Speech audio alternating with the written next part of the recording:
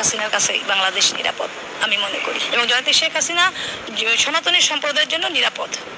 এখন মানুষ সন্ধ্যার পরে 7-8টার পরে মানুষ ঘরের থেকে বেরোতে পারছে না।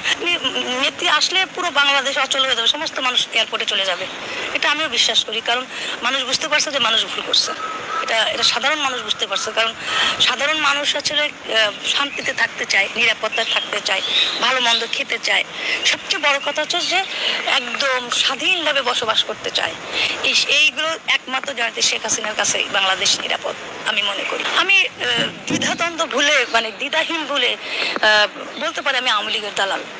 এই কারণে আওয়ামী লীগের দালাল বলবো, আমি শেখ হাসিনার দালাল এই কারণেই বলবো যে জননেত্রী শেখ হাসিনার আমলে আমরা সনাতনীরা যেভাবে সুযোগ সুবিধা পেয়েছি, আমি আপনাকে হলফনামায় বলতে পারি যদি এই 25 জন বিচারপতি সনাতনী মানে বিচারপতি নিয়োগ হতো জননেত্রী শেখ হাসিনার আমলে, 25 জনের মধ্যে মিনিমাম 4 জন আমরা সনাতনী থাকতাম, এটা আমি হলফনামায় বলতে পারি। মেট্রো রেল, পদ্মা সেতু, যেভাবে মানুষ আধুনিক জীবনযাপন করতেছে এগুলো করার জন্য আমি মনে করি তো সে স্বৈরাচার ছিল।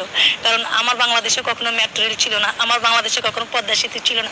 আমি খুলনার মেয়ে, আমি খুলনা থেকে ঢাকা শহরে এসে পরীক্ষা দিয়েছি, রাতে আসছি পরীক্ষা দিয়েছি, আবার রাতে করে চলে গেছি। আর এখন 2 ঘন্টা 2.5 ঘন্টার মধ্যে আমি আমার বাড়িতে যেয়ে চলে আসতে পারি। দক্ষিণবঙ্গের মানুষ আধুনিক হয়েছে, দক্ষিণবঙ্গের মানুষ এখানে অফিস আদালত করে কাজকর্ম করে আবার বাড়ি চলে যেতে পারছে। তো এত কিছু যখন করছে ওই দিক থেকে আমি মনে করতেছি স্বৈরাচার।